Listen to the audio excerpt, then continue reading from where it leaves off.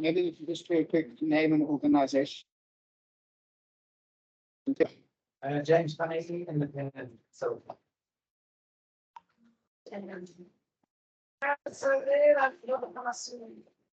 Even friends about the farmers really.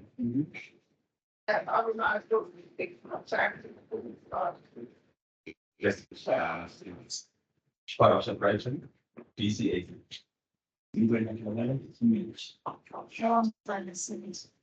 So I move on, Smith. Is the level Senate? Oh, yes,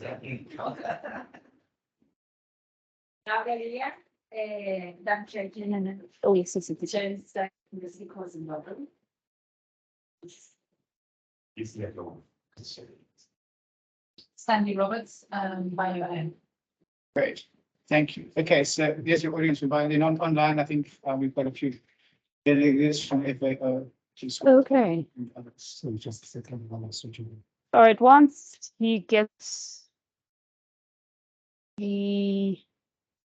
my presentation up.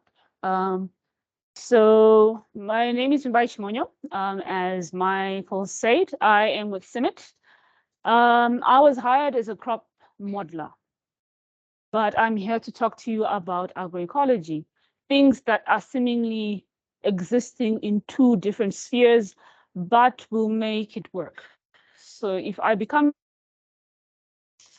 a reason, please don't hesitate to let me know. If I oversimplify things as well, primary, I just explain to us as it is.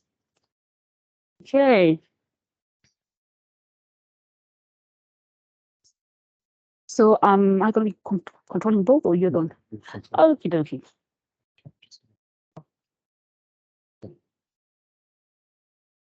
So let's talk about agroecology. My assumption is that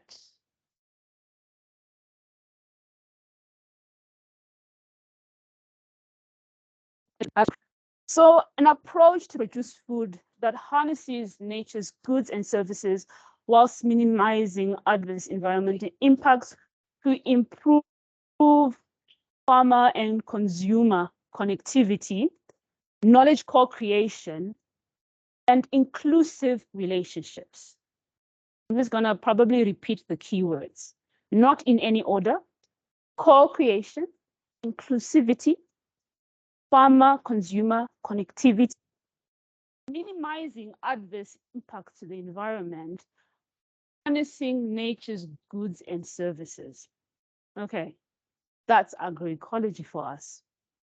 But why are we doing agroecology in Zimbabwe? Right, that's the question. Have we always been doing it, or is it something new? Actually, agroecology has been there the longest of time, shaped in different new bottles, old wine in new bottles. It's in that farmers have been practicing for the longest of time, different types of farmers. But for us, it's now saying, do we actually have an enabling environment such that agroecology system? So what we know now is that in the context of Zimbabwe, our food systems are not sustainable. They're not resilient. There are gaps within that food system. And for us to actually understand what the gaps are and how to actually have, we need to have a better understanding of the social dimensions, of the geopolitical dimensions, and the socioeconomic dimensions. So our goal in this particular initiative is to develop and scale agroecological innovations for smallholder farmers, agricultural and food system actors across a socio-ecological context. See? So where are we? So far, we are scattered across the global south. We are in India, Laos, Tunisia, Burkina Faso, Kenya, and Peru. And how are we operating? We're 5 stages. The first one is a network of actors that will pioneer, test, and also mainstream agroecological principles So we're bringing up agroecological living labs. The second one is creating evidence for how agroecology works and how people actually respond to the call of agroecology. So we're creating things that enable comparison of benefits and trade-offs, business as usual, and also agroecological alternatives across these living labs. The third, to develop inclusive business models and strategies within these goals. The fourth, strengthening policy enabling environment. And the last, to understand the behavior. So the first one, which is talking about agroecology living labs. Have we ever heard the concept living labs before? Not quite. So living labs are user-centered platforms where people can test, innovate, co-develop technologies, right? In the context of this initiative, we are working within a territorial bound, which are districts, where people come together, talk about their issues, co-develop solutions, and test those solutions. So this is some of the principles of what living labs are. Not too far from what innovation platforms have been or are called, or they are literally a mirror image of each other. But the one thing that differentiates these two is that living labs are within a territory, geographically bound, right? So issues within that territory can be discussed, assessed, and solutions for that particular context produced. So we are working through living labs within the two districts we actually operate in. As the initiative, we're in Mbire and Murewa. So within Mbire and Murewa, we've got 2 wards each that we work, and for each ward, there is a living lab. So we come together as stakeholders, as partners, as researchers, and as farmers, and co-create solutions and food systems within the context. We've got the science from one end, we've got the actual practitioners on the other hand, and then we also consider the enabling environment. We consider what policies are for that particular environment. We consider who are the enablers in terms of the social, economic, and the environment domain. So at the end of the day, one of the outcomes from actually creating these living labs within the context of agroecology is contextualizing relevant ecological principles that can be applied by farmers within the community within a wide range of contexts and support food system access. As I had mentioned, we're in 2 districts, Murewa and Mbire, and for each district, 2 wards, as illustrated by these beautiful maps. So how do we then operate within these districts? So first and foremost is, who are we dealing with? Who are we interacting with? So we come in and do a diagnosis. We try to understand who are the stakeholders, what are the resources that are available. Afterwards, when we've done this, we try and develop a vision to say, what is it that you want in the next 5, 10 years? What is it that you want to achieve within the context of your system? Be it you as a value chain actor, you as a farmer, what is that vision that you want to achieve? After we've actually sat down, spoken about this vision, right? We co-develop principles, we co-develop indicators. We then say, how are we going to achieve that particular? What to do this is to then say, okay, so everyone seems to be business oriented. They want something out of their interactions as stakeholders. They want some money out of it. So what value chain is it that you actually want to work on within this context? So we went through a process of a value chain analysis. And from that value chain analysis, we kind of like established different business models. These business models, different business canvases were carved out. From there, linking that vision and also understanding that part of this process is to embed it, agroecology and agroecology principles. How do we then move forward? Knowing that, one, everyone wants a bit of money, everyone wants some food, but also it has to be within the framework of harnessing nature's goods. Farmers sat down, stakeholders sat down and said, no. For this to work within the context of agroecology, these are the value chains and the business models that we need to look at. Bombire, which is dry,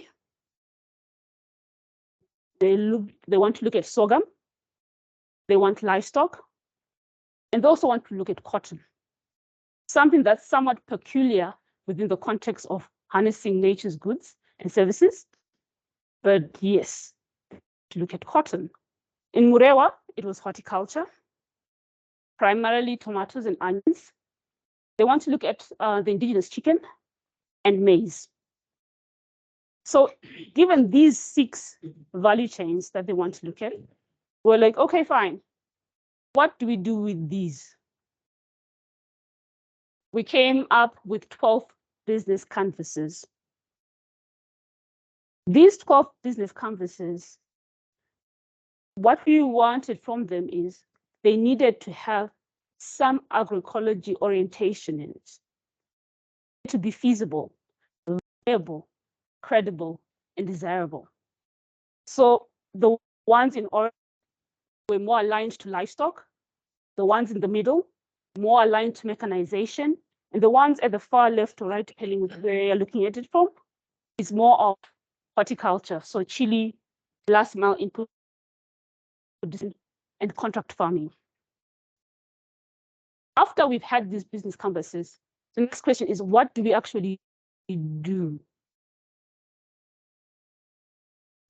We want to engage with different partners and stakeholders to come up with proposals on how they can come up with a business model within the context of the different districts, within the context of agroecology. So they'll cover the how. How is their business going to work and operate? The what exactly, looking at those 12 business canvases, what exactly is that they're going to look at? Who are they going to be engaging and targeting? And at the end of the day, what is the sustainability element within this? After that, we'll select 3 or 5 proposals, because it's an open call to many stakeholders, and look at the promising business models and support some financial support to develop it into a full proposal. So for the funding, it's going to be between 5 and 10,000 to actually develop this full proposal. So it's more of like an incubation funding. And what we're expecting from this is for them to actually identify the business modalities within the different canvases that they've selected, to do a cost benefit analysis that captures the profitability of the agroecological business models, and also a new and redesigned business model to co-develop under agroecological principles. So in a nutshell, agroecology initiative is not going to leave anyone behind. It understands that at the end of the day, farming, even to smallholder farmers, is a business. And it being a business does not mean that it should not be nature positive in a sense. Thank you.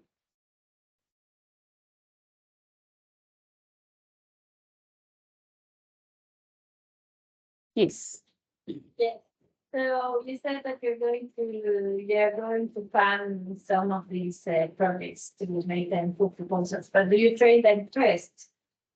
all of the interested people, so that they have a knowledge, a basic knowledge about agroecology.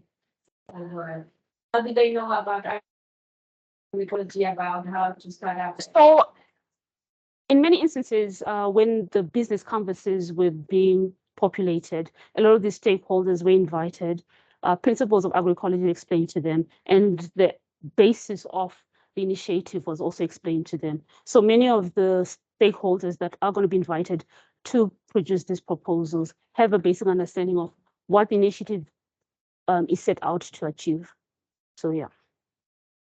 So we don't want them to start a business with it's a business already operating Ye- and they demonstrate it. So what are even part of it? We already. Yeah. James? I might have missed at the end, but you were talking about putting together helping and put together a proposal, it's like 5,000 or 6,000. Where does that proposal go? Quite like that. So it comes back to us. And then you fund So it's not necessarily, so what is, okay, so maybe, yes, maybe probably I missed a couple of things. What we want to do is to put in place proposals that would go out into these different communities, and then the communities themselves will probably take it up in like long-term, long run. Initially, or for this particular phase, what we want to do is just to have the proposal in place. What is important at the second stage is they co-fund this proposal formulation, and then also engage with other private sector, bring in more funding to have this activated. I don't know if I've answered you. They would be about agros to an off-taker. Yeah, yes, yes. So Maybe I can just add on a question to that, because what I was getting from the slides is that it was purely a mechanization.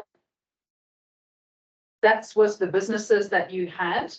I didn't see too much about the farming sides of the agroecology. So the 5 to 10,000 for the proposals was for the business side, am I right? yes. But the farming side and the farming operations and the growing side, you didn't really touch on.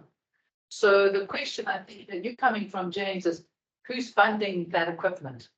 Because you had something like a sorghum thresher and you had all of Okay, those. sorry. It was that table of different potential proposals. That one, yeah. So you've got the dehulling and you've got the abattoir, you've got Right, so mechanization. we're gonna have these guys come in and come up with a proposal, right? A proposal is supposed to then attract funding from the private sector. So for us, it's just not aimed at mechanization. In the green row, you find there's contract farming, right? There is vegetable, right? So it's a mixed bag of things. This is based on what the communities believe can support their vision for the agroecological transition. Yeah, because none of those are new bucket ideas. Yes. So what is the agroecological side?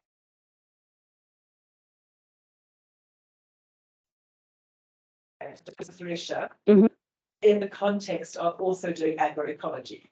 Okay. We're doing sorghum threshers already. Yes. Okay, so what do farmers have to do differently now if they want to be growing sorghum in an agroecologically right way? So we're looking at a food system, and the food system has got different actors, and within that food system, as a farmer, you need to respond to different nodes of your farming enterprise.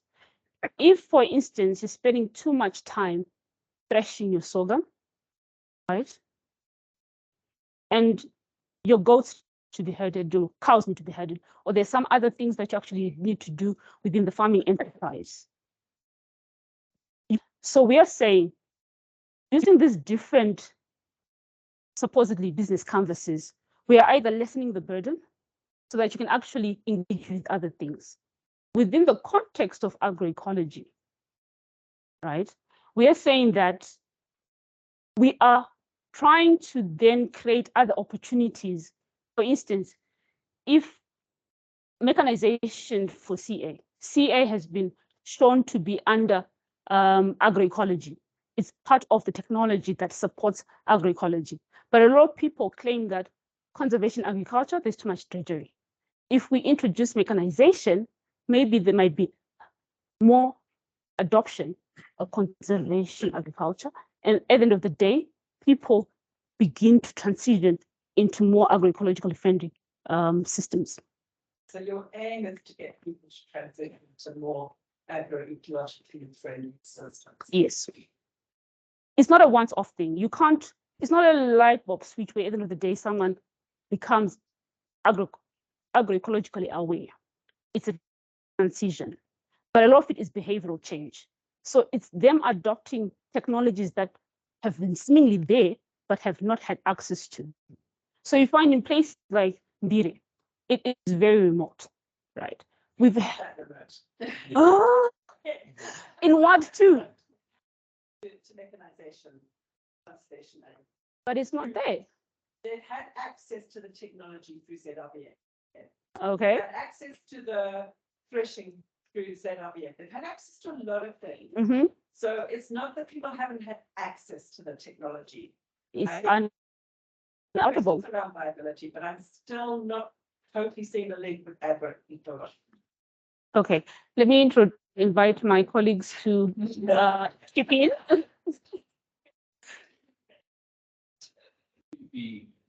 First of all, this is, I mean, CIMMYT and CIMMYT, we are research organizations who are testing things. So the source of this initiative is that we understand a bit what enabling could help with the agroecological transition or not. So the approach that we have is we went to those communities, with those labs, trying to say, okay, what would be your vision? Like in 30 years or whatever, where would you think this community could, your community, your landscape should be, in a way that would be positive for you in terms of, talking about agroecology and what it means in terms of connectivity, less maybe disservices when you think of MLA and wildlife conflict and better ecosystem services. So we got those visions, and then we sat down and talked about like what are the value chain, the commodities that can support this vision. Cotton came, and how could we make cotton, more, with less pesticides, perhaps, more efficient use of fertilizer. Local chicken came in Molewa, etc., etc. So there was also horticulture, making it like more so, like less pesticide, less product use, better seeds being used. Seeds were really very important. Less labor, less gender-based violence also was there in terms of equity in those farming. So we those visions, and basically our idea and where the innovation in a way perhaps is to say like, can we support all this vision through, inviting private sector, the business that are supposed to support like a larger vision of the agroecological transition.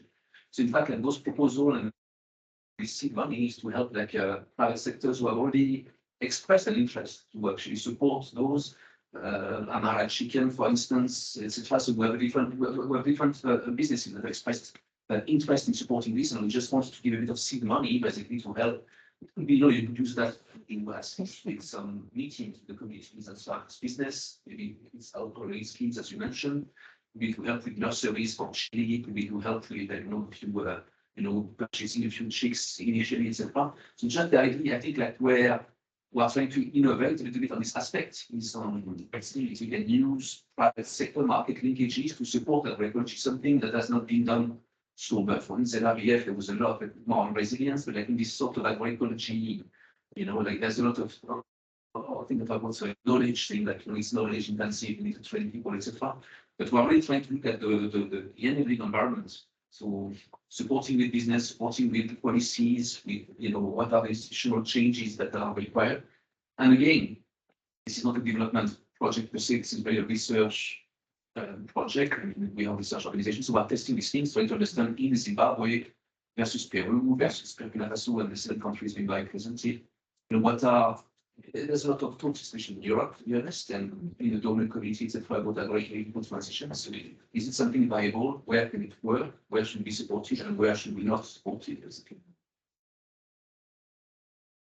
Maybe just to add, in answering the question, I find it useful to go back to the 13 principles. So one of the principles, for example, of agroecology is economic diversification for the farmers in that zone. So there's also circular economies, which is sort of within the territory, trying to get that local economy working better. So and then there's obviously principles that are more focused on soil health, maybe diversification. So I think that the presentation has looked at maybe some of the economic side of things, but I think all the other principles are embedded in the approach. I don't know if that's sure.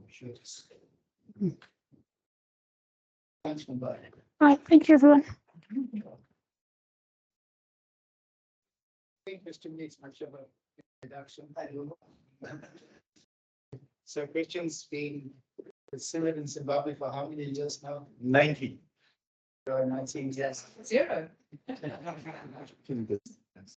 Yes. So he's a local, and I think many of us are familiar with some of the groundbreaking work that he's been doing on mechanization. So it would be good, maybe for us to get a revision, but also to look at some more of the groundbreaking stuff. Christian? Yes, I usually don't present much on mechanization. I only started mechanization some few years ago. People know me for the work on conservation agriculture. Some have even given me a nickname. I don't repeat it. But yeah, my passion has been for conservation agriculture research. But as Wimbai rightly mentioned, there is challenges with conservation agriculture research because it involves drudgery. And we have worked on mechanization in parallel to address some of these challenges. So now how do we move? Can I move here? And it moves there? When you move there, Christian, you're not moving there. That's for your, so you can look ahead and look back. All right. Yes. Right. This is a slide that I borrowed from Fred. Fred started working on mechanization in Zimbabwe in 2013. And the reason why he started was mainly the Green Revolution has focused a lot on fertilizer, on seed and all of that, pesticides in some cases, but farm labor, farm power has been less of a priority, and it has also been forgotten.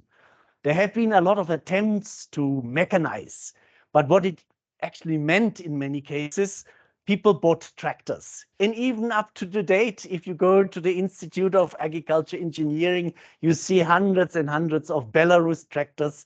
That's what people believe is mechanization. But mechanization has other dimensions as well. For farmers, land preparation is very important, very critical. And if it's too late, specifically in conservation agriculture systems, you lose out. Also in conventional agriculture, you lose out if you don't plant your crops on time. So our emphasis, our focus has a lot been on machinery that are suitable for smallholder farmers.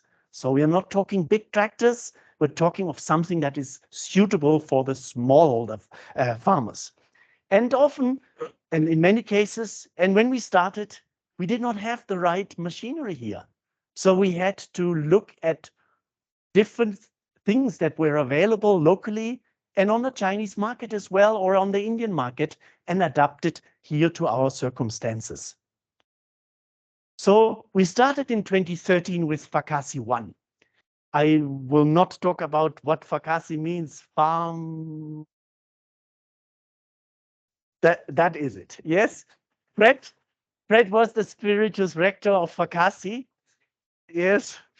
And the groundbreaking work from Fred was finding the right prototypes, what works well under the conditions of Southern Africa, what could be maybe reproduced and locally made. And also he started thinking about business models for mechanization in Zimbabwe. So groundbreaking. And that inspired the Australians so much that they also gave him Fakasi 2, where we then amplified this kind of work, looking more also into how we can best scale mechanization in Zimbabwe and in Ethiopia. Here at this place, there was a presentation given to an audience like we have here, and some people got inspired and said, we need mechanization in our work as well. So he became part of the ZRBF and worked in Nyanga and Makonde, if I'm not mistaken, in mechanization, trying to scale what he has invested in Fakasi. Now, I came into the picture because he got bored of mechanization and went more to agroecology. And I started implementing mechanization research under the World Food Programme with STC funding in Mashwingo.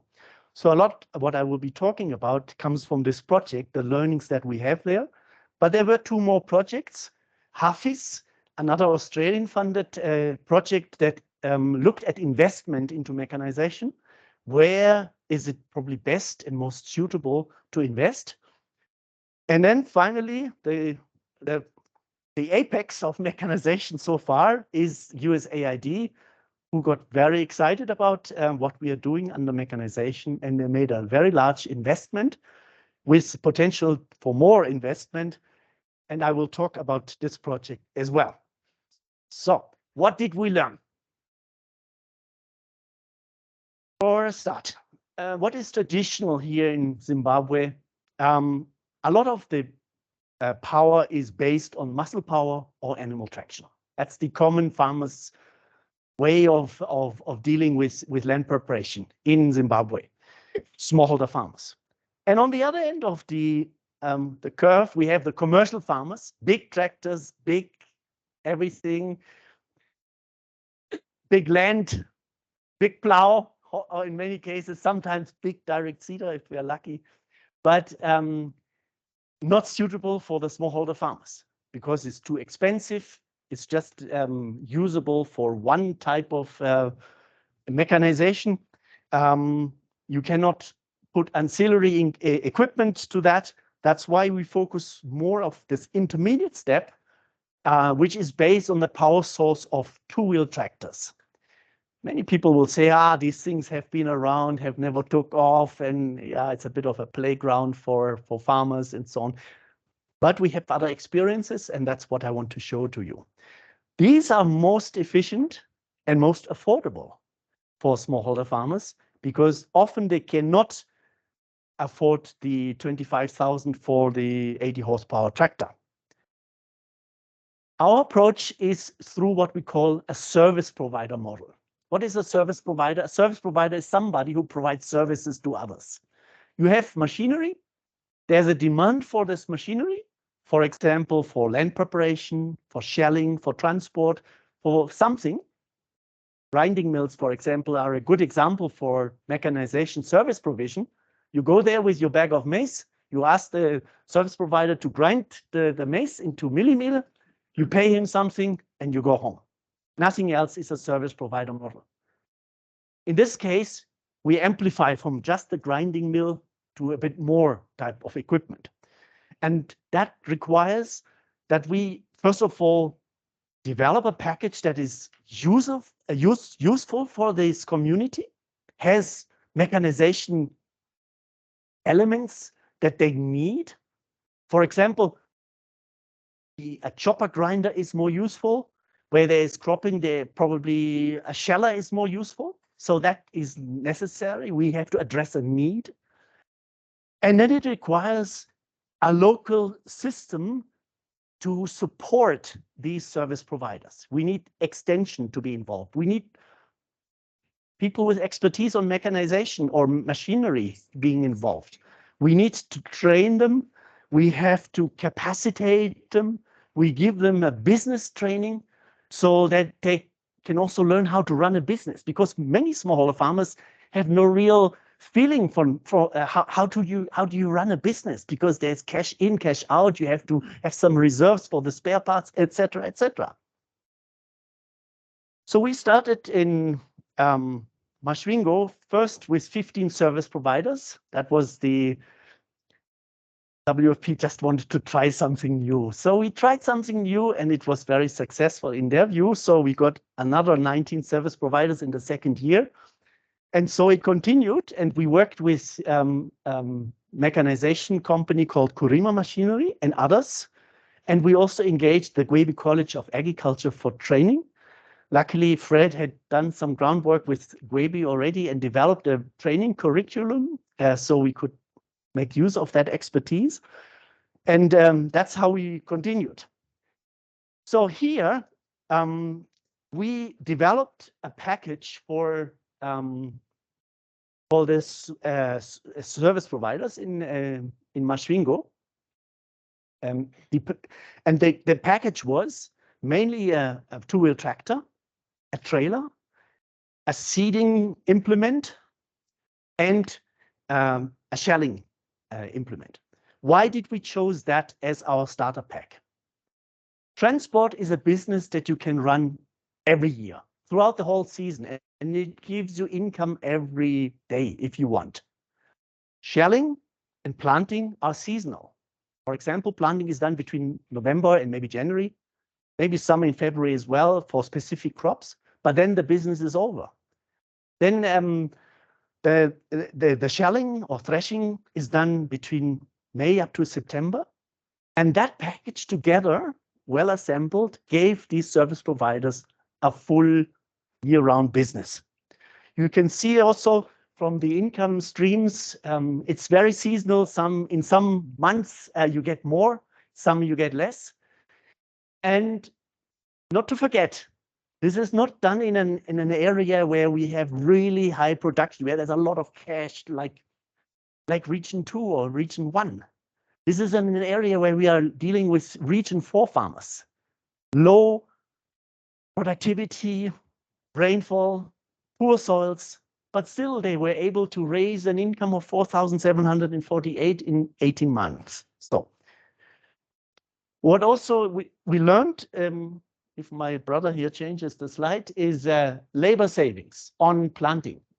Huge labor savings, up to 68%. Here we also have seen that weed control is still a huge problem because hand weeding as the traditional way of weeding is super labor intensive. So we were thinking more about how can we reduce the weeding as well. Then on plant population, we got more precision with the direct seeder, and we got also more overall yield if we applied conservation agriculture with strip cropping involving maize and cowpeas. Then interesting on the loan repayment, because these things were not for free. They had to pay an upfront payment of 10% of the value of the machinery. And this initial cohort had to pay up to 50% of the total value of the machinery. So the machine was in the range of 4,500. They had to pay half of that in total. So upfront payment, $500. That was the deal. Who comes with a $500? Who wants to become a service provider? Can enter if his asset base is okay, if his cash flow is okay, and so on. Then from there on, they had to repay after a grace period, $100 every month. The first lot still thought, this is another NGO activity. Why paying back? This is charity, nothing. So our repayment rate was just 66%. But the second cohort, they have seen the light. They have seen this is a business opportunity. And it's now at 83%.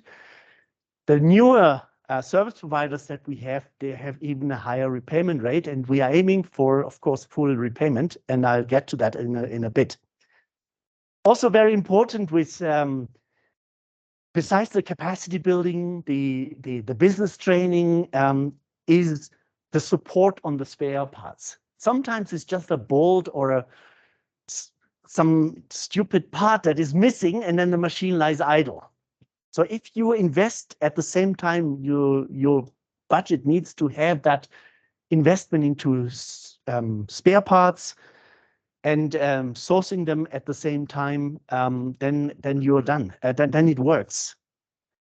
That has often been forgotten. I mean, I see so many tractors somewhere parked at these institutes. There's birds have their nests in it, and maybe it was just a filter or something that was missing. The other project that I wanted to talk to you about is this USAID project, the Feed the Future Zimbabwe Mechanization and Extension activity. Here, we also aim to establish mechanization service providers in 2 provinces, Masvingo and Manicaland. And we link those with financial partners. So they get we develop financing models for those mechanization service providers.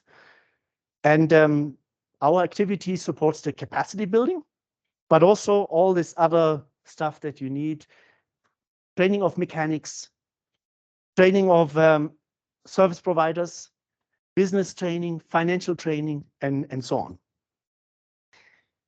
We are operating in a so-called hub model. We have 3 hubs. One is in Bikita, one in Mwenesi, and one in Mutare.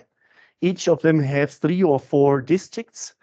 So we have a whole army of people, actually quite many, all of a sudden in the field, working with farming communities, trying to make this service provider model more attractive and more common. Our targets are 150 service providers in 2 years, 22,500 beneficiaries, 30 mechanics trained, and 30 technicians trained as well. And you see where we're operating currently on this map. It's not an ideal place to do a mechanization project, not at all.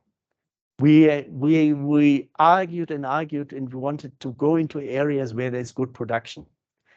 But even in those areas, there are these irrigation schemes, and irrigation schemes are gold because farmers have money. They are used to contract farming. They do chili production. They do all these horticulture crops because they are able to with the irrigation. So, and that's what we need. We need the money. This is the range of machines that we are offering. So we have a 2-wheel tractor, we have a ripper, we have a multi-crop thresher, chopper grinder, boom sprayer, peanut butter machine. And we tailor these packages according to the needs and the desires of a specific community. Where there's more livestock, we go more chopper grinder. Where there's more cropping, we do more multi-crop thresher and so on. And in some cases, peanut is or groundnuts are a big crop, so they go more for the groundnuts. So it's very tailored towards the needs. So we did a needs assessment before. Our economists have done a needs assessment, and then in each area we knew more or less what we have to target this on. But here comes the tricky part. No more free things. 30% upfront payment, 70% financing through a bank, and then you have to pay off that loan. So the maximum that we have currently, that we have as a package, is some $10,000. So easy mathematics. The farmer needs to put out $3,000. Then he gets access to his package. And then he needs to pay off to the bank that provides the financial product. And after this payoff period, they own the machine. We offer different types of models. Farmers can just choose 1 or 2 machines, which I personally don't like very much because it brings in a seasonality. For example, peanut butter making are super popular, but it's a limited business. Maybe if you have a lot of peanuts, you can stretch it throughout the whole year, but normally it's just a very short period of time. And I wonder how many people can eat so much peanut butter when all these people get their peanut butter machine. But others, other models that we have a choice model that we we call additive choice model. So you have at least a trailer and a tractor, which gives you the year-round business, and then you can add what you need in your area. And then we have the fully designed package that we as experts suggest and recommend. So currently, what we're doing as activities is still registering service providers. Currently, Maschwingo, we have almost completed all the wards. We have 151 service providers already without Manicaland. So if we get them all signed up and we have them all, then we already overshooting our target by the first 3 months or 6 months. 45 want a tractor and a trailer plus ancillary equipment, and the others, they just want 1 or 2 of the equipments that they find appealing. We also have looked at the bankability of those service providers. Are they viable? Do they have assets? Do they have cash flow businesses? So we can propose those to the banks. We have talked to 12 banks. 4 of them are highly interested, and we are about to see all these deals with the banks. And then what we also do is we still procure equipment. We test some equipment so we can amplify this package to other things that are needed. For example, there is a harvester that you can attach to a 2-wheel tractor that harvests maize. Fred has already showed that to us at one stage. Or there is an irrigation pump that you can put on top of the 2-wheel tractor, and is a very powerful irrigation pump. And then there are other solutions as well that we look at. So I wanted to show that as well. This also has a lot of support from the government. The permanent secretary, as you all know, pushed a lot this Fumbutsa, but he also realized it's so labor intensive. And like the PRP before, if some of you know the PRP, it was pushed as well at that time. And then a lot of CA work collapsed because of that Digaufe notion that it's too much labor. Now we are one step ahead. He has seen that this is important, and he has already invested funds into this. Unfortunately, we don't have this rolled out yet because dealing with the ministry has its own issues and challenges, as you know.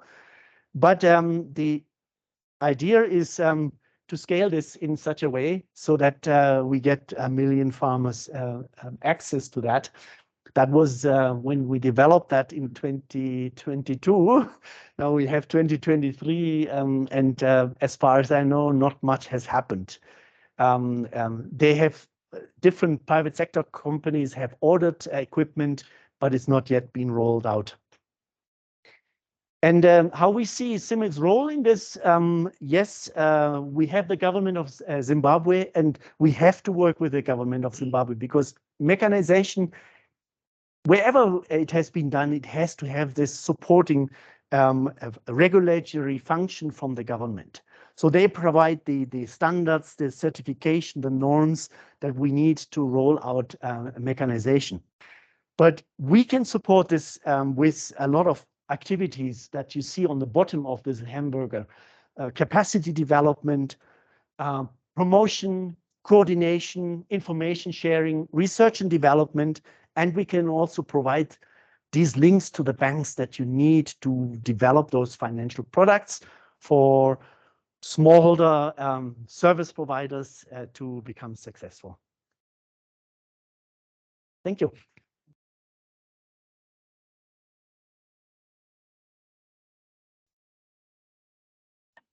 To step in and support you. I'm not sure if I'm privileged to tell you, but there is interest from the Stewart Bank, from AgriBank. There is Century Bank, and microfinance organization as well. I forgot the name right now. Okay, all good questions, and this is where we always struggle. They want very tiny short payback periods and huge interest rates. So we are trying to get them to a reasonable amount of interest rate, which is in the range of 12.5% at the moment, and a payback period from for 2 years, if not 36 months. So that's what we are currently finding agreement with them. Because usually they do 8 months and up to 60% interest rate on the US dollar value, which is, it's crazy, yes. So Yeah. Christian, sorry, hogging as a follow-on question, I think you said that they were making a net of $162 a day. Not a day. Sorry, a month, sorry.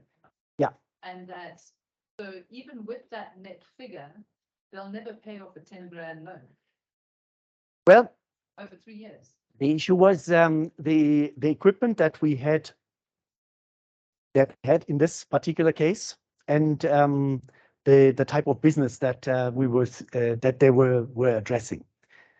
This was in a rural area. We have had businesses that made 1,500 in 2 months. We had businesses that made more than 6,700 in 3 months. It's just the way you can attract certain businesses. But this was just an average, and what I wanted to show how also this income stream changes over time. So far, as Fred also mentioned, still a lot of experimentation involved, and designing the packages and seeing if it can work, and finding our feet basically. But it had to be done somehow, and that's what we have so far. Yes, madam. So you said that you tailor these packages and you make awareness among the farmers and see if they want it. Do you do training for the machinery that you're offering to? Yeah, they get, if you become a service provider with CIMMYT, you get a week-long training, which has different elements: safety, operation, business, mechanics, financial literacy. All of that is involved in that training. And then there are refresher trainings as well at certain periods. So we don't do what often happens, dumping the machine. This is how it works, goodbye. No, we really work with them, and that's our role in the project, to provide that capacity building. Yeah.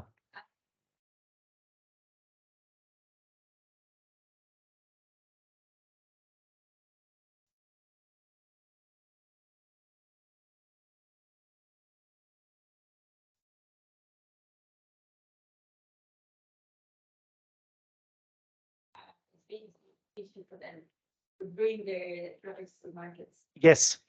So what we are currently doing, when we think mechanization in agriculture, we always think products. And that's probably your leading question as well. You think products.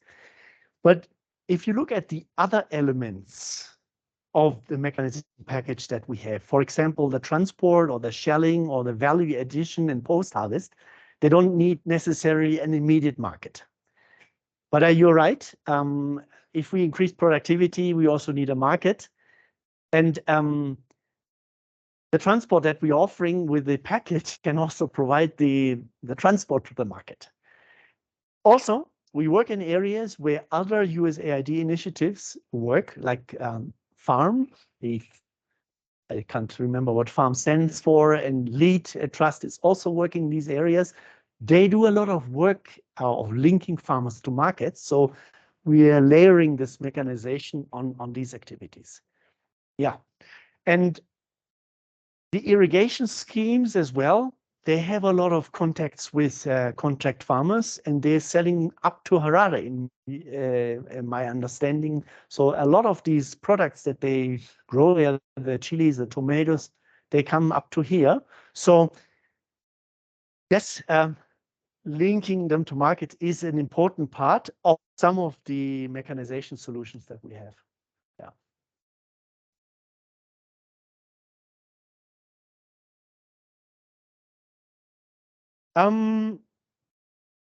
That's a good question.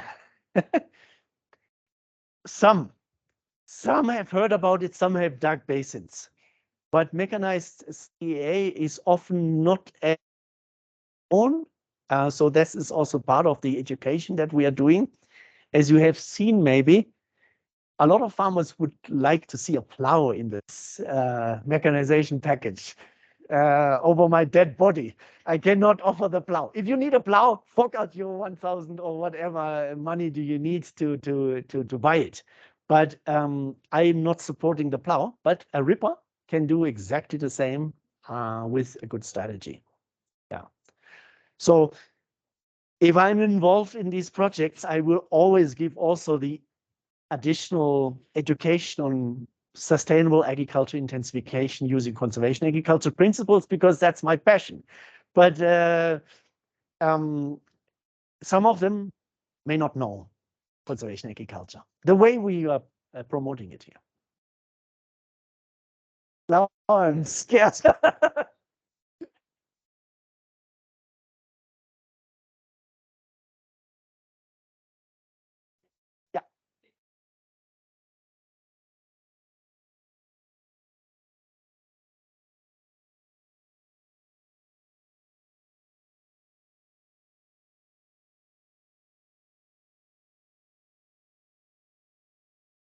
Wish there was a way of putting these out with a 50% subsidy.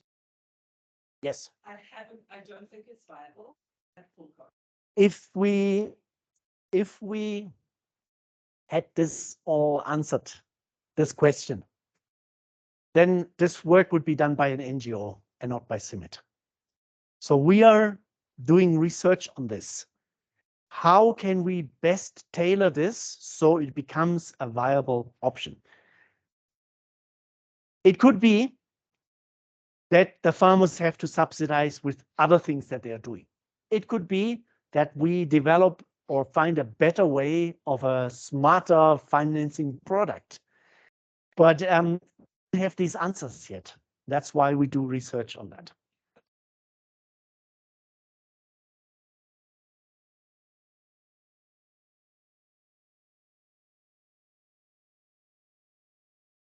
Down payment at excessive interest rates over 2 years. It's clear right from the beginning that the only way they can pay that back is if they use money from other income flows. So it's not a responsible. I mean, I'm quite happy for you to have as part of an NGO where people get a 50% subsidy, but I'm not happy to see farmers push much in this sort of model where we know they already think it's part of a package and they don't have to pay back. So it's not at the stage where you can actually promote. It's not viable enough to promote that financial model. Well, I can tell you we had a lot of arguments with USAID about it. And maybe I also had a different opinion that I am promoting right now. Nevertheless, farming has to pay. It has to be a business. If it doesn't pay, it's not viable. And what we're doing with all this NGO work that we're doing, we are just supporting something that is not working. So there are some farmers who are clever and can maybe make this work. And those farmers will be successful. Some others, they won't. If this is responsible or irresponsible, I don't know. If USAID should change their views, for sure. But I cannot make this happen. Some strong heads there, they say it has to be like that. So take it or leave it. And we took it. Okay? Say one last question. Still on the, just wanted to give a clarification for sorry, service providers. Is it that the banks will be working directly with the banks on? Okay, how it works? We as CIMMYT, we will identify the service provider and make an initial vetting. The banks come in and do their own assessment of the viability of the service provider, looking at their asset base and their cash flows and their business. Then there will be a direct interaction between the bank and the service provider, while we supporting that process through capacity building, linking them to the right mechanization service, mechanics and machinery importers and private sector organizations. We as CIMMYT are not involved in the financial transaction of this because we have no capacity and no mandate to do that. That's the bank's business. Okay, Christian, there's two questions online. If we can get them. Yeah. These initiatives are good, but in the absence of a market that is sensitive to producers, farmers will fail to pay for these equipment because they are not getting real value for their commodities. Or the comment, I suppose. And the second one, how do farmers from other districts which were not mentioned get access to the services? Okay. Currently, this works particularly in those districts that I mentioned, but our private sector colleagues that we are somehow supporting on the backbone of this project, they're also operating in other districts and can also provide machinery in other places. Also, the government, as I said, does a huge investment on this.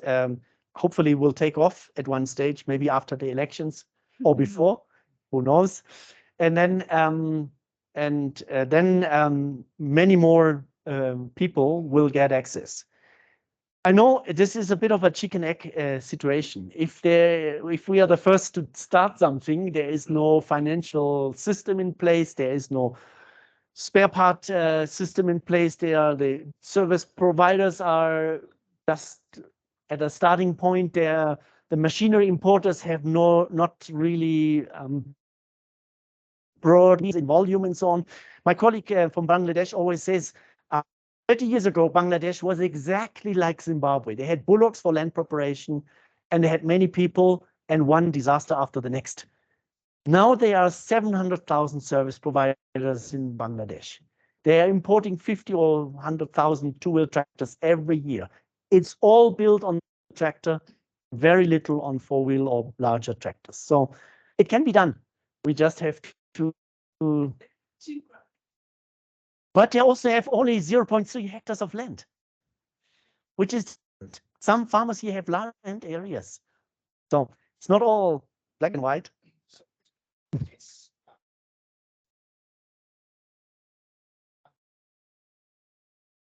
You envisage that there would be a relationship between the equipment supplier and the financial organization whereby if a farmer comes and wants to buy it, the equipment supplier can say 100%. We are currently just an intermediary, but in the long run, this should be a relationship between the farmer or the service provider, the machinery supplier, and the bank, and CIMMYT should have a very little role in this anymore. Yeah. Great, thanks.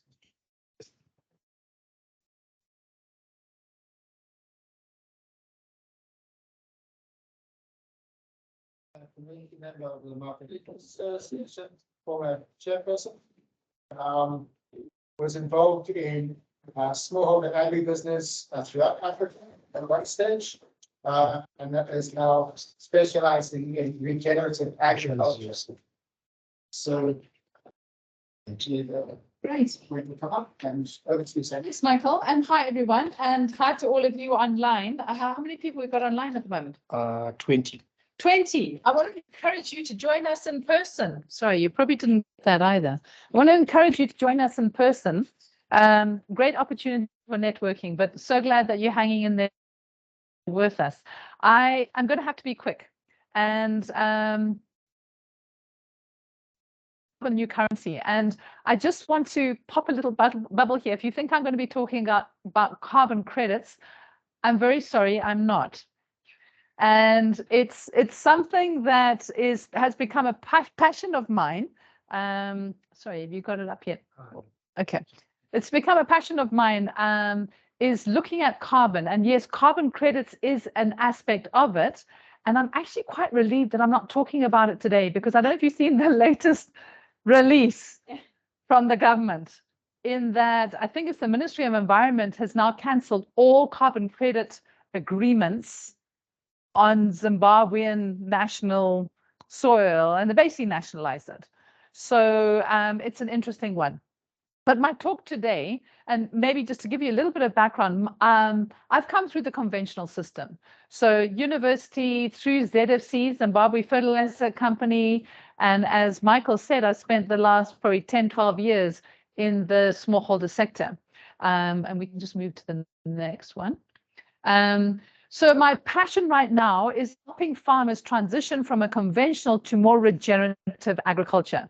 And so we can debate from here to the, sun goes down of agroecology, is it regen ag? I'm not worried about the modalities. We're just looking at farming with nature and looking at the principles cross over so clearly for me anyway. And so I work with regenerative agriculture. It's about soil health at the end of the day.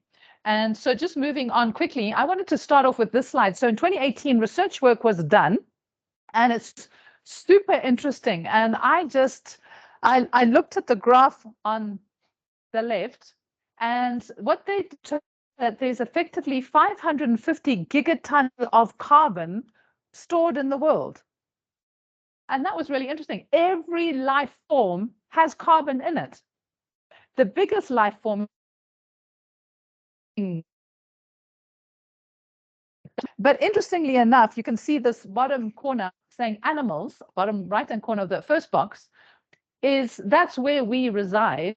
But can you see fungi, bacteria, protists? Basically, we live in the real world. Because we don't see it until we get cholera or we get COVID and things like that. But otherwise, we literally are steeped in a microbial world. And more, we're hearing more about our gut microbiome and how it influences whether we get depressed or, all sorts of things, our disease and everything else. So we're getting to find out more about it. I just want to point to the little box on the right-hand side. You can see us humans on the bottom right there is 0.06 gigatons. So I had to Google what a gigaton is. It's like 1 gigaton is 1 plus 9 zeros. And you'd think coming from Zimbabwe, I should know these things. But I've never really come across a term of a gigaton. Anyway, so us humans, you and I, are only a small fraction of the whole life forms of carrying carbon in this world. It's 0.01% that we have as carbon. But all the rest of it is nematodes, and the arthropods are like your spiders and your crabs and things like that. They're quite a large one, the fish, the wild birds. We all make up where the carbon is here on Earth. So that for me was a really interesting one. So an aha moment. We all have carbon in us. It's just carbon in the wrong place that's been vilified, ultimately, by the whole climate change debate and scenario of bringing carbon dioxide in the atmosphere being too much. But then there's the other side saying, well, the Earth has greened up a whole heap more since we've had, past, what was it, 300 ppm of carbon dioxide in the atmosphere. In fact, I think we're going over the 400 ppm mark now. Anyway, but we're all made of carbon. It's a critical part of life form. So carbon is the basis of all life. Without it, we actually don't exist. In the soil, when we look at carbon in the soil, it's in the form of organic matter. Every 1% increase of soil organic matter will result in the soil holding up to 170,000 liters per hectare. On other soils, it goes up to 250,000 liters. Now just think about that in context of our smallholder farmers, even the large-scale commercial producers, what that means. We have a mid-season drought. They're far more resilient. And a lot of us NGOs, I say us because I come from the NGO background as well as the commercial private sector, so I wear the two hats, is that we look at it and we're talking about building resilience, helping farmers to adapt to the whole climate change scenario, whatever that may be. So water holding capacity, if we can help farmers increase the organic carbon in their soil by 1%, it'll have a huge impact on their overall resilience. So looking at Carbon cation exchange capacities. For those of you, probably a bit of a technical example, soil analysis, you test the cation exchange capacity. It's basically the engine of the soil to hold nutrients. And if you have very heavy clays, you find the cation exchange is high. It's 10, 12, 15, sometimes even higher cation exchange. Its ability to hold the nutrients. But this is also impacted by your percentage organic matter. If you were to test the soils in Zimbabwe today, I guarantee that most of them are under 1%. 1%, it's nothing. So we've got Rob Jarvis here, and I'm very thankful that Rob is here from Art Farm, Agricultural Research Trust. Interestingly enough, and this supports you, Christian, on the conservation ag side, is that Art Farm soils are sitting at over 5%. It's the first soil I've seen. But they spent 20 years doing conservation agriculture. They've since changed back, but they're doing a kind of a mid version. I think they started growing potatoes or something. Hey, Rob. Anyway, so just really interesting. 58 to 60% of all soil organic matter is actually carbon, the source of all life. So the question is, are we measuring it? Are you measuring it? How, as an NGO, can we do it and scale it up profitably? It's a tough question. I'm going to throw that back to the researchers because it can't be done by satellite. Well, if it can, please let me know, because this is new technology. And so taking soil samples of every smallholder farm is a challenge, and it's expensive. It's time consuming. And how do we do it? Is it going to be the look of the soil? And, is it, and I've got some pictures coming up, this one. Is it a case of looking at it and saying, well, the soil is darker, so it's got more organic matter? You've got to know what you're doing. 70% chocolate brown color is the most ideal scenario for organic matter in the soil. We can use our senses and sniff it. It smells different. It smells of life. It's rich. It smells good. But you can see that ordinary sand there's no life in there. It's dead. Where we have organic matter, we have an increase of microorganisms. It's almost like the home for the microorganisms. Talking about that, one of the keystone species is earthworms. And when we're out in the field talking to the smallholders and large-scale producers, and we say, so where are the earthworms? If you put a shovel in the ground and you dig up nothing, there's no life there. It's an indication as well that there's a lack of microbial life in the soil. So earthworms, if you've got 25 per spade, your soil health is good. Is that maybe a measure that we could use with our smallholder farmers? How many worms have you got in the ground? Obviously, they're really good. We know about them breaking up the hard pads, taking organic matter and leaves and mulch and sort of incorporating in the soil. They eat harmful nematodes, so the potato and tomato producers, that's a good one for them. And they excrete beneficial microorganisms. So building soil health cannot be done without the biology.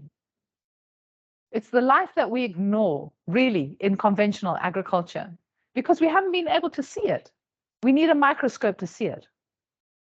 But to build soil health, to build organic matter, we obviously need those green plants, and we need the microbiology as well. So liquid carbon pathway, I'm going to give you a couple of terms, and Michael, you need to keep me to time, please. Otherwise, I'm going to be talking nonstop. So we all know photosynthesis. This is from our O-level biology, guys. And I remember it, and I know it at university. And I'm like, yeah, tick a box. That's great. It gives us nice big carbs. Leaves have got to be green. No problem. So the essence of photosynthesis is you take the sunlight. It's with the chlorophyll in the leaves, the carbon dioxide from the atmosphere, and some water from the roots. You mix that all up, and it's a lovely system how it works, and you get simple sugars, carbohydrates. C, carbon, so it's C6H12O6, nice simple sugars. And we thought that was to manufacture nice big leaves for tobacco or nice big cobs for your maize. Actually, what we're finding out now is that up to 60% of that sugar is actually leached out through the roots as root exudates. And you're like, why on earth would a plant expend energy just to leak it out the roots? It doesn't make sense, really, at the end of the day. But what happens is that they're trading their carbon, their root exudates, for minerals. So the sugars, which are your exudates, don't normally contain any minerals. It's just a simple carbohydrate, sugar. The microbes in the soil need the fuel, the energy, the carbon, to be able to mineralize the soil. They produce biological acids, weak biological acids that sort of strip the soil off, and they get the minerals that come from that. So it's a symbiotic process. And in fact, plants farm the microbes in the soil like we would farm livestock. And we've ignored it largely in the conventional system. Give us the chemistry, soil analysis, NPK, the 6 macronutrients, the 6 micronutrients, that's all we need. Is it? We have billions of the workforce beneath our feet that were potentially ignored. So just moving on, rhizophagy is another term, and I just love it that the science is backing up what we're seeing with our own eyes in the field. Rhizos, roots, phagy is to eat. I don't know if you use this term. And effectively what happens is that Dr. James White is from Rutgers University in the States, and he's working on this for like over 20 years now. It started off with a master's student work, and they're just building on from there.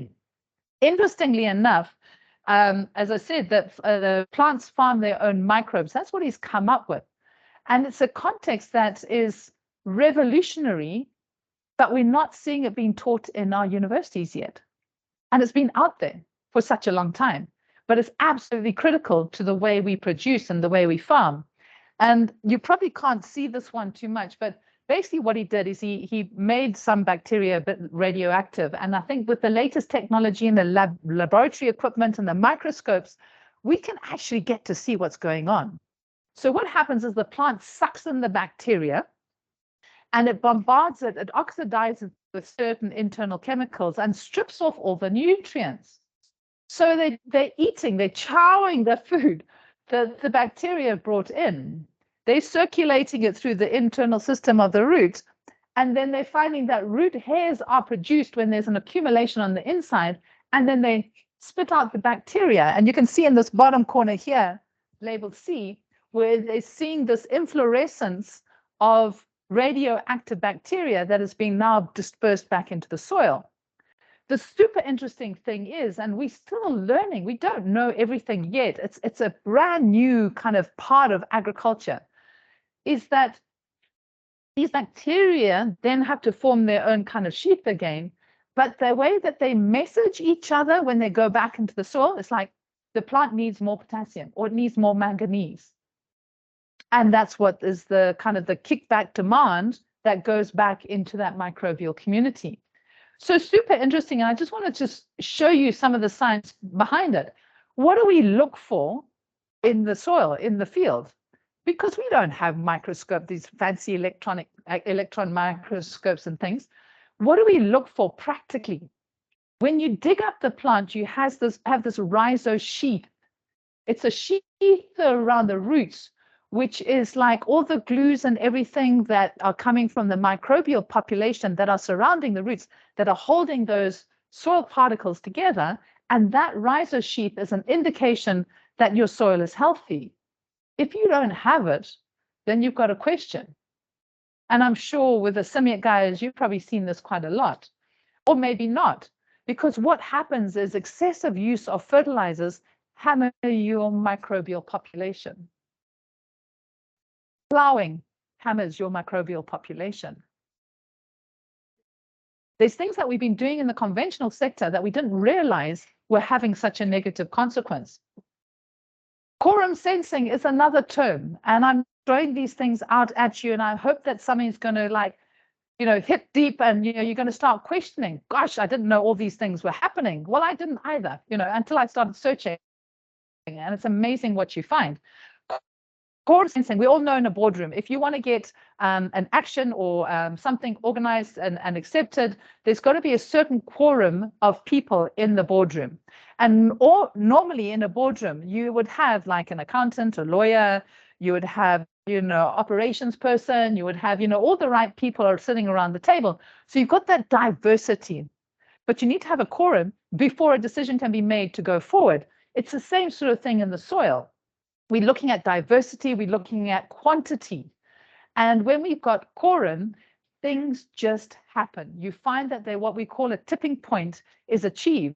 And suddenly that soil health, the ability to produce carbon and the whole cycling, it's eat or get eaten. And, the amoeba will eat the bacteria, the flagellates and all those. So it's the whole cycle of this food web that is happening in the soil. But you need to get a quorum, you need to get it to such a level of the microbial population that you can start seeing things like diseases are no longer pathogenic. And this is the mind-blowing thing for me. And I just listened to another podcast even yesterday, and it's talking about how genes can be switched off or turned on. Even within ourselves, they know it in the gut microbiome. And its gut microbiome is almost like a reflection of what's happening in the soil. So it's really exciting to see. And I mean, it's a well-known quorum sensing and bioluminescence. And I say well-known, we're a landlocked country. But if you watch National Geographics, they're talking about bioluminescence. So like in the sea, you get a whole lot of these sort of, I think they're phytoplanktons or whatever they are. But when they start coming together, they're producing these chemicals that kind of talk to each other, and suddenly it seems like they all light up, and you're like, how do they know what to do? But it's a whole quorum sensing, getting to that diversity and that biodiversity, that suddenly the genes or something, they change and they light up. So that's what we can see in the sea, what's happening beneath our feet. Something we're thinking of. So the presence of biodiverse green plants is one of the most important factors of soil health. And so this is where, and I forgot to introduce. So a little bit of my company that I've got is BioAg. We're the agents for AGT seeds. And so we've been looking at obviously cover crops and how do we increase biodiversity? Because we've had such a mindset, and there's been reasons for it. I mean, there has been the economic reasons, efficiencies and things like that, why we have monocultures. And so we're looking at how do we improve soil health within that context. And rotation is a big one, intercropping is another, but the biodiversity and mixing up between the crops. So tobacco, early irrigated tobacco, the farmers are planting as soon as that biodiversity. Anyway, I'm jumping the gun here a little bit. What are free inputs that are available? So I've mentioned one of them is the carbon dioxide. What are the free inputs to the smallholder farmers? Any guesses? Oxygen? Yeah. That's more of that's part. Nitrogen. Excellent one. Correct. So the nitrogen is the one I wanted to focus on because, when we breathe, we think the whole atmosphere is oxygen, but it's not. When we look at it, 78% of the air we breathe is actually nitrogen. And yet we are paying a fortune. And I think that's 200% increase in fertilizers right now, or whatever it has been. I think they're sliding back a little bit post-COVID. But 78% of the air we breathe is actually nitrogen. And we all know rhizobium and soyas and legumes and things like that. But there are lots is an understatement. Plenty nitrogen-fixing, free-living bacteria in the soil. We just need to allow them the environment to grow and develop, and work together. Just a quick one here, the world legume seed production. As you can see, it's come down over the years. The fertilizer AN consumption has gone up almost exponentially. What we're now seeing in the seed business is that there's a great demand for legumes. because of the price of the fertilizer. We're actually at a bit of a sweet spot. You know, people are like now having to force to be looking at the alternatives, which we know worked. I think we're going at the graph, so it was back from the 1960s, and I mean, this is going up to about 1980s, but you can see the legume seed usage has gone down. But it's such a key tool for the smallholder farmers. And when I look at Foundations for Farming Trials and CIMMYT, I'm sure I've got the same sort of things. When they've been rotating just with a legume, maize, soya, maize, soya, maize, soya, and they have their trials where they have zero fertilizer, you know, 1 cup, 2 cup of manure, or, you know, 100 kgs per hectare of basil, etc. The zero fertilizer, zero manure, just from rotation, has still outperformed and is cost effective and more money in the farmer pockets. So just interesting with that one. So the solution, I'm calling it regenerative agriculture. I really believe that this is going to be bringing more and more hope to smallholder farmers. And why?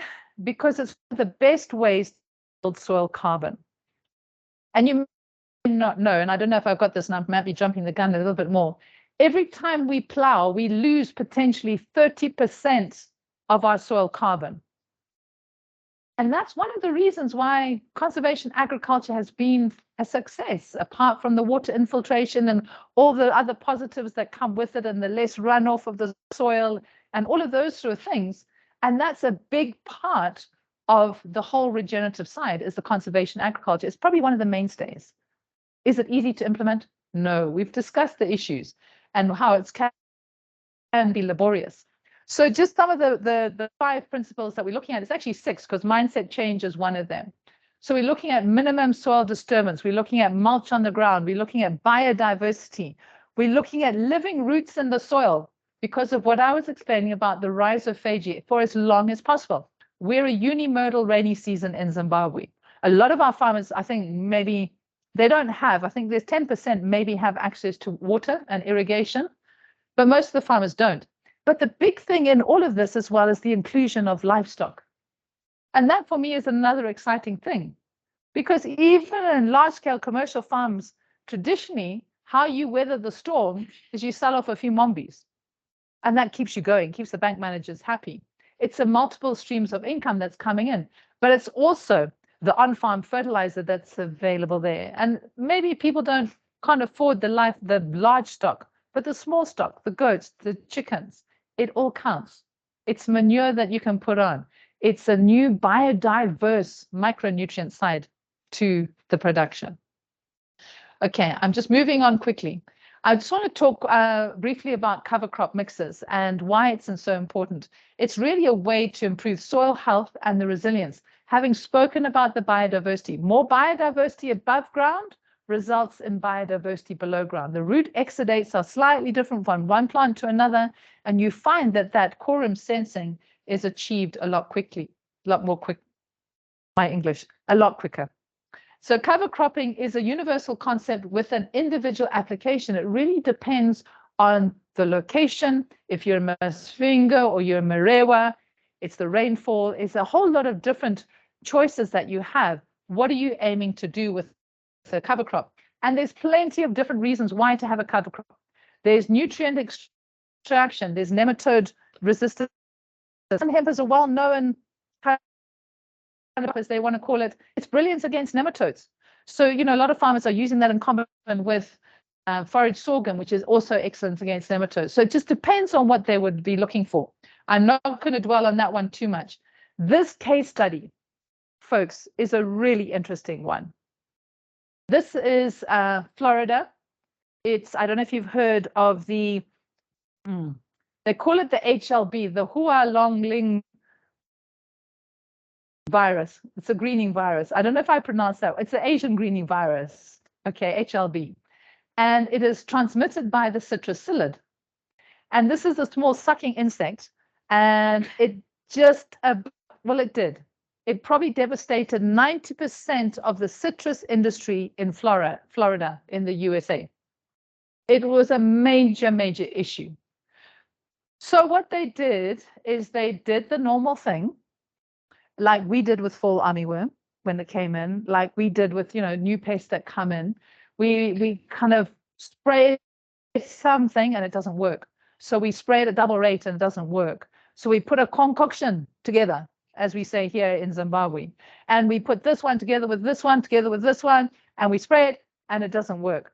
They were aerial spraying these toxic pesticides. They tried spraying antibiotics because it's a bacterial infection. So they think antibiotics, bacteria will fix this problem, no problem. They tried GMOs. They tried sniffing dogs, okay, to sniff out the problem of this disease. The bottom line is that they practically failed. Until this one man, Ed James, who was giving up, he was like, I surrender. This greening problem is taking me out here.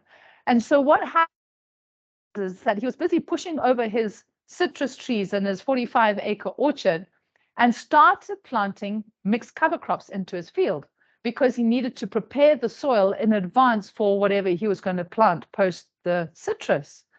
And something magical happened because his plants, the trees that were left in there seemed to be recovering. They didn't not have the greening disease. They still had it, able to be more resilient. They were able to cope with the disease. They weren't, dropping their fruit, and the fruit was saleable. So he started scratching his head. And so he's saying, although these trees have greening, cover crops keep the root system healthy enough to hold a good quality crop. And he had put, I think, a mixture of 5 different species in there. Some brassicas, there was some musk, and some radishes. And then he had some clovers, and he had sun hemp, good old sun hemp. And he planted them between his orchard. That his citrus was now doing all right. So much so that researchers started coming and saying, well, how does this work? And the thing is, we don't really know yet, but it's working. So more and more farmers started adopting around him. And some reports are saying that it's saving the citrus industry in Florida. Others are saying it's too early to comment. You know, it's one of those scientific things.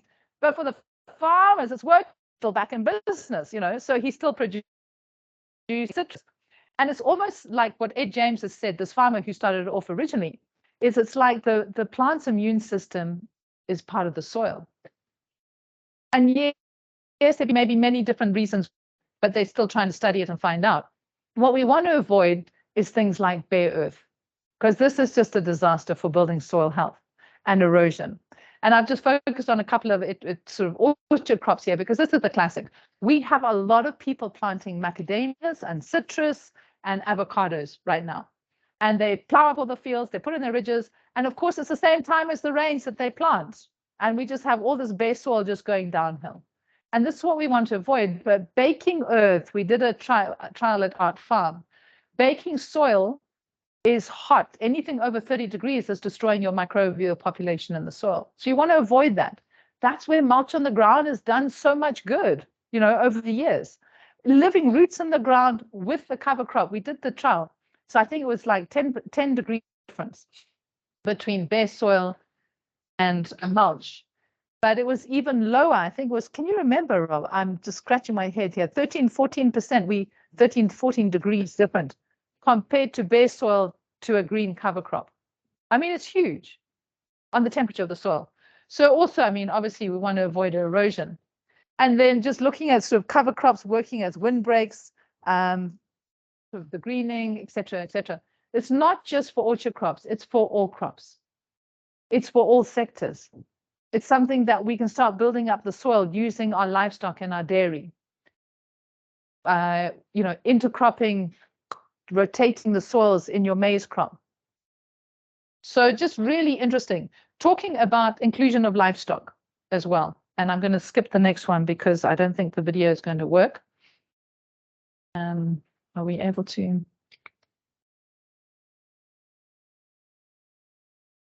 Okay, so inclusion of livestock, I think, is going to be a key way forward as well. All right, I don't know if this is that gonna work? So yeah, it is a video, and this is a pecan orchard, and I'm looking at Rob again because he's got a small little pecan orchard on Art Farm, and how with electric fencing, we've revolutionized how we manage our livestock. And I'm looking at this from the commercial sector, particularly, why not smallholder farmers? You know, there's solar electric fencing units that are available. And again, throwing out the ball to CIMMYT. This would be a really interesting research project for the smallholder farmer. And how do we improve the soil health using simple tools like that? Sorry, and then just moving on. So bottom line is, I believe that soil carbon is the new currency. And it's not from making money out of carbon credits. It's about building resilience of our farmers, because it's going to be putting money in their pockets. When they don't have to irrigate as much, they survive the droughts better. They can reduce the amount of fertilizers, because the more carbon you have in the soil and organic matter, you don't need to have as much fertilizers. At the end of the day, it's reducing the costs. It's really about their profitability. It's about profitability at the end of the day. It's not about getting the 17-ton yields with the latest maize varieties. I mean, it's nice, you get accolades and you win out, but it's about how much is it costing you? How much money are you putting in your pocket? So I see soil carbon as the new currency. And so with that, folks, the last comment, and I love this comment, is that insanity is doing the same thing over and over again, but expecting different results. So we're at a crossroads in this nation, in Africa, in fact, worldwide, with the whole increase of fertilizer prices and the way we have been doing things. It is no longer working. You talk to the tobacco farmers. Traditionally, that was the most lucrative crop that you could have in this country. And yet you talk to many of them and they're in this debt cycle.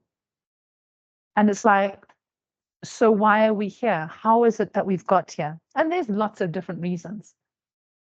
But the destruction of our soil health, the destruction of our soil carbon has been a big part of it. So we've got to look at things differently. We've got to change how we are doing things, even in the smallholder sector. Anyway, so that's it. I'm finished with my presentation. Thank you very much. And I don't know if we've got time for questions and answers, but I don't know if there's any questions asked. Oh, was it? Okay, great. Sorry, we normally finish at 4. Perfect. Now, I made it over at 3. Okay, Any questions? excellent. Yeah, Kristen.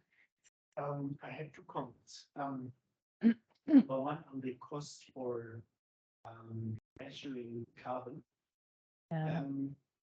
CIMMYT and partners have or about to invest more into sensors that are now for a real-time measurement of soil carbon in the field. Awesome. And that will probably revolutionize that whole cost, because you have a calibrated samples, samples, calibrate that sensor, and then you can just take a sample and you sell it basically in real time. Sweet. Yeah. That sounds like awesome. That will probably help us in the extension of those technologies. Absolutely. Sorry, can I just stop you there? Can everyone hear the audience when they're speaking online? They're all right. Okay, good, because that's important. Otherwise, we'll need to repeat. Yeah. Okay. And secondly, we have been working for 12 years now on different green manures and starting to integrate them into farmers' fields as well. Yay! Yay! With more or less success. But I think your alignment with the livestock is critical there. Absolutely. Because if you have the livestock value chain associated, then you are winning this case. If we have So carbon levels of 1%, then we are still good, but in many cases we have 0.2 or 0.3. Correct. And Correct. the sandy soil from Maschwingo, that's more or less the norm. It's a disaster. Yeah. You're right. So, I mean, our mission is to build soil carbon. And so I'd really love to have another conversation with you about those green manure crops and things like that. Just as before we get another question, is that we have been doing some trials with the Ministry of Agriculture in Zaka. And it was a basic kind of three-way simple cover crop mix. But there was obviously a lot of resistance, as you say. You know, do I have to be labor for a crop that doesn't give me any money? But it's, you know, to try and get the understanding that's fertilizer in the soil that's going in there and you're building your soil, it's a mindset shift and it's going to take time. It's a process. Sorry. Now I want to ask you, Chad, if the trees and green manure crops. The crops that we have been working on, coconuts, Makuna, so velva bean. other things. Yeah. Yeah. Lava, Another legume, lab. different types of sunny, the black, the red, and another sunny. Right. So sun hemp is always a good one. Then one common rental plot, the Cotalaria Rahamian. Then foraging cowpeas. We also work with fodder radish. Then common Right. veg. I'm going to just repeat these. So it's common veg, radish. Radish, yes, and pigeon pea. Pigeon pea. Pigeon pea, the trees. Exactly. Our wonderful pigeon pea. How can we forget that one? Perfect. Excellent. That's the one that we have worked on a little bit on lupins as well. Remember, Barbara doesn't like blueprints. Yeah. But they're really good at fixing nitrogen. Yeah. Yeah. So that's where we have experience on and published on as well. Okay. In terms of pigeon pea, it's such a great name from short annual to perennial. So which Can you ask again? pigeon pea is such a great range from short annual ones to taller perennial. So Yeah, currently we are working a lot with the mid maturing, that mature somehow in June, July, to avoid the goals. They are all perennial. They are all perennial. Yeah. That's what I thought. Yeah. Well, those short ones. They didn't get water. But what we are aiming at in many cases is to ratune them. Ratooning is a very good strategy to overcome that problem with the establishment in the first year. Excellent. Is there any question online? No questions at this stage? Okay. Any other questions here? Yes, sir. I need to ask about one of the principles of regenerative agriculture. Yeah. Is to maintain different roots. In the soil for as long as possible. Yes. Mm. So the context of small houses. Yeah.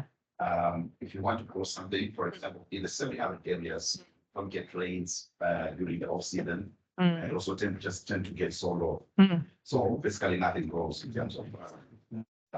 You say that. Sorry, but I have an example, but carry on with your comment. Yes. And then, so what grows basically weeds that are more adapted to conditions. And a study that we have done, Christian, we've seen that these weeds can also act as alternative hosts, for example, some microbes that are so important for the season. Correct. So what do you think? Should we retain these weeds or should we control them? One of these also things, you let them seed. Then it's 7 years of weeds.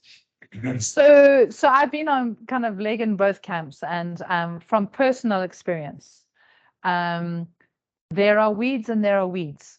So if you are leaving things like couch grass, the kapinga, you know, the kukuyus and things like that, basically, exactly, it'll strangle everything.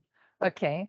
So I'm not a great advocate for we must leave roots in the ground because it's living roots. You know, that mulch that sort of, if you can maintain it in the rural areas, and that's the big if, because cattle are just let loose. What is it? 1st of July, 1st of June? I think it's 1st of July when the maize is harvested, and it's free communal grazing. That is a challenge.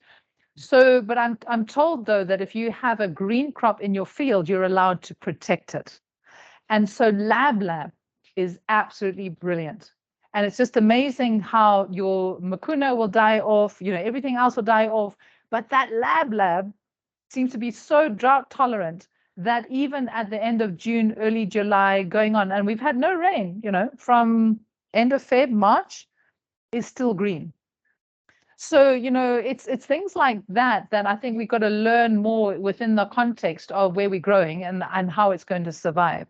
So going back to your weeds, my preference is leave the mulch on the ground if you can and take the weeds out where you can and start the season with that.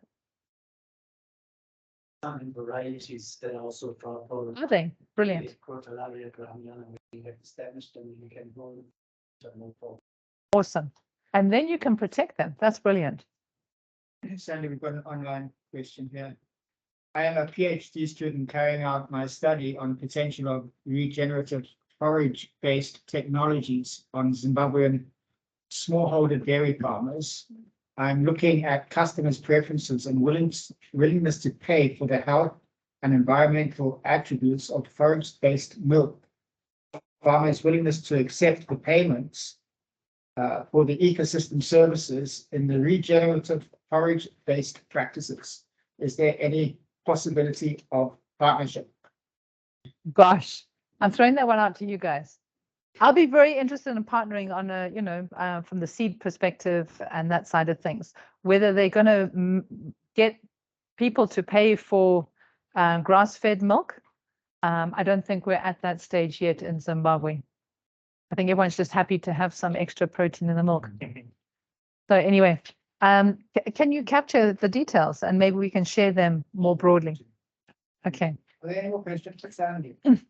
If not, there was one more question that we kind of missed for Christian. Yeah, just one simple one. Okay, Phoebe. It's going to be quick for you. Research of agriculture on site and fertilizer use for smallholder farmers. What can be our key takeaway? How do we balance things and get this thing? You know, that's always a good question, not only for smallholders, but also for large-scale commercial producers. And so what we found is that our soils are very addicted to the chemical way of production, if that's what's been happening for many, many years. And so particularly in the commercial large-scale sector, where everything is being chemistry. Okay, so inorganic fertilizers, pesticides, herbicides, you know, the full-on treatment of how we've been working. The soil's almost like got to be weaned off. And I say the soil being weaned off, it's the microbial population needs to be given a chance to build up in the soil. So if they were to go cold turkey and said, I'm going the regenerative agriculture route, I'm going to slash my fertilizers by 50%, I was like, hokoyo. It's going to be a problem. So you're going to find you'll get a yield dip and you won't get, you know, the resultant cost benefit. So it's about building up your soil health. And so I was talking to a tobacco farmer the other day who has actually cut his commercial producer, cut his fertilizer by 50%. But he did it based on some soil samples. He's been doing some mixed cover crops. He's been bringing his livestock onto those cover crops after the tobacco. So it's been a process of that transition. And so I think to answer your question, there's pros and cons to both of them. My preference, I mean, it'll be great. I think what's happened is that where scenarios are like this last season, where the farmers have actually had no ability. I mean, I'm just looking in my small sphere.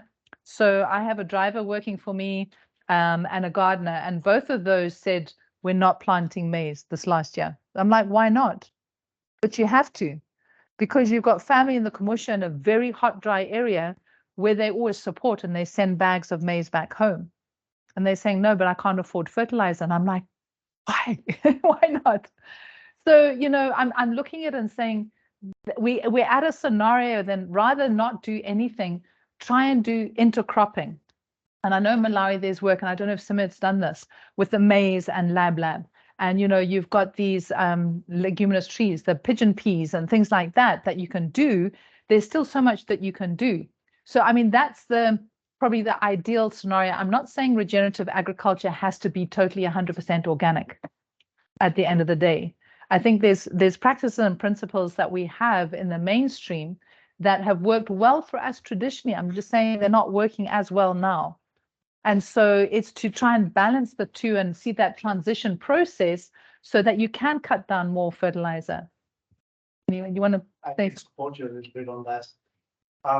We have had a trial in Domoshava sandy soils, and we introduced a rotation of green manure with maize, Perfect. and we're doing that for several years. And Yep. what we did, we cut down on top dressing fertilizers Perfect. completely. All right. We still apply basal Basal. fertilizer because of the phosphorus that the Potassium. need. Mm. But then we cut down on top dressing fertilizers and still harvested around 8 tons of soil. So rotation between mucuna and maize is a good entry point because mucunas are very tolerant to poor soil fertility. And then introducing that in a cereal legume system works. However, it's risky, especially in a situation where you are prone to droughts. Because if you invest into soil fertility in the first year with a mucuna, and then want to plant your maize in the second year and get a drought there, all your investment is basically gone if you don't have a livestock value chain associated with the mucuna. So that is, you always have to take that into account that there's also risk in farming. Not everything will be perfect in a green manure cover crop cereal rotation because there can be things happening that. It's about reducing the risk if you can. But that was a great question. Well done. Sorry, there was another. So the question for you was, the trainings that you mentioned, I think it was a week-long training. Yeah. Is that specific, project specific, or would it be available to other farmers in Zimbabwe? Yes, and no. This training that we are offering for those service providers is project specific. But Fred and his team have developed a curriculum offered by the Guebi College of Agriculture, and they can provide the same training as they are giving to us in the field. So best to contact them there. You have the name or? Change, but yeah, no, we can. But Guebi College of Agriculture can support training on mechanization At a fee. at a fee, Yeah. Okay. I think not for free. that answers the question. So then I've got one final question, and it's jointly addressed to you and to CIMMYT. We've heard about agroecology. We've heard about regenerative agriculture. Are they the same thing? Different names, or are there some More principles. More principles. You got 13, we got 5. Same thing. Always a big cement.